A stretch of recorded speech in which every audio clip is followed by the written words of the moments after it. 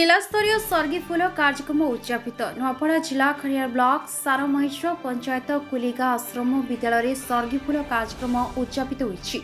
जिला मंगल संप्रसारण अधिकारी नंद किशोर तांडी सभापतित्व अनुष्ठित कार्यक्रम में जिलापाल हेमकांत सोया मुख्य अतिथि, भवानीपाटना साई विद्या मंदिर अक्षय उमेश सतपथी मुख्य वक्ता एवं सम्मानित अतिथि भाव जिला शिक्षा निरीक्षक उदसिंह माझी, खड़ियार बीडीओ नारायण साहू, जिला परिषद उपाध्यक्ष भानुप्रताप माझी जोग देथिले।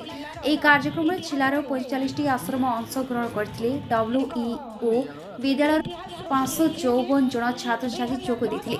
विभिन्न प्रतियोगितार अंशग्रहण करथिले। डब्ल्यूईओ क्षणप्रभा पाणिग्राही कार्यक्रम परिचालना करथिले।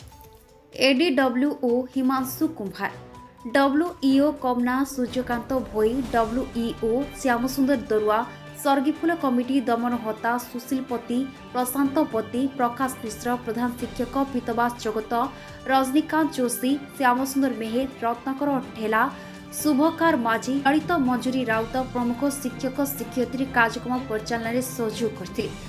नुआपड़ा जिला बड़ेलू जगत राम दंड सेना रिपोर्ट, प्रतीक्षा टीवी।